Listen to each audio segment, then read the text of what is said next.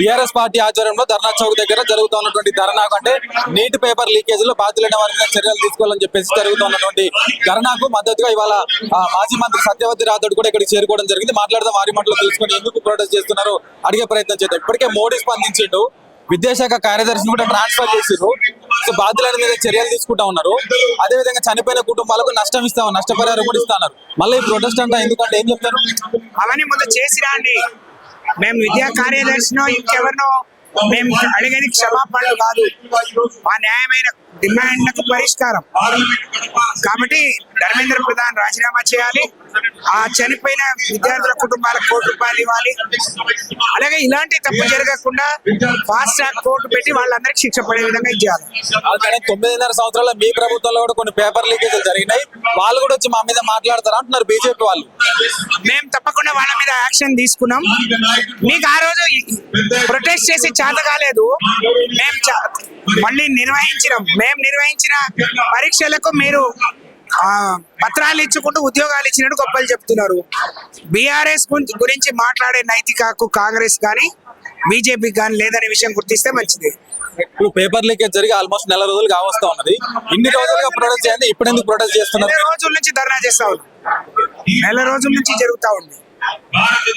దాన్ని ఇంత పెద్దగా దీని మీద ఇంత రియాక్షన్ ఉంటుందని లైట్ గా తీసుకున్న నరేంద్ర మోడీకి ఇవాళ ఓటమి అంచనా నిలబడ్డాడు. ఇవాళ కాంగ్రెస్ పార్టీ కాంగ్రెస్ జనతా పార్టీ రెండు కలిసినాయి కాబట్టి మోడీ స్పందించండి తప్ప బీఆర్ఎస్ పార్టీ ఇవాళ వాళ్ళకి ఆదరణ పెరుగుతుందని చెప్పేసి వాళ్ళు కూడా ఉనికి చాటుకోవడానికే ఈ ధర్నాన్ని చేస్తున్నారు అంటున్నారు. కాక్రోచ్ పార్టీ కాంగ్రెస్ పార్టీ కాదు, కాంగ్రెస్ పార్టీ ఇక్కడ ఎందుకు చేస్తుందో చెప్పాలి.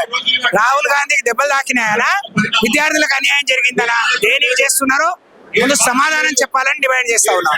మొన్న వాళ్ళ దగ్గర ఇదైతే కూడా వాళ్ళు చేయలేదు కదా, ఇవాళ నీతులు చెప్పడానికి ఉన్నారు. అక్కడ రాహుల్ గాంధీని అరెస్ట్ చేసారు కాబట్టి ఆయనకు మద్దతు తప్ప విద్యార్థులకు మద్దతుగా చేయట్లేరు. ఆ విషయాన్ని గుర్తించాలని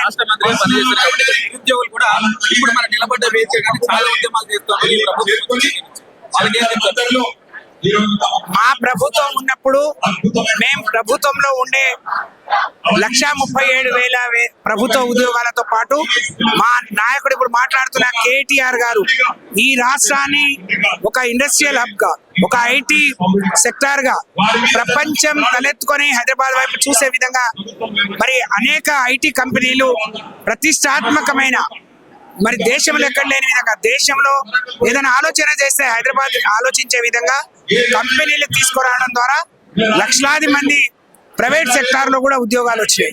వాళ్ళకు ఉపాధి అవకాశాలు కల్పించాం. ఉద్యోగాలంటే కేవలం ప్రభుత్వ ఉద్యోగాలే కాదు, ప్రైవేట్ ఉద్యోగాలు కావచ్చు, లేదా అనేక మంది కాంట్రాక్ట్ అవుట్ సోర్సింగ్ వాళ్ళని కూడా మేము రెగ్యులరైజ్ చేసాం. ఉద్యోగాల గౌరవం పెంచే విధంగా 2 సార్లు PRCలు ఇచ్చిన ఘనత కేసీఆర్ గారిది.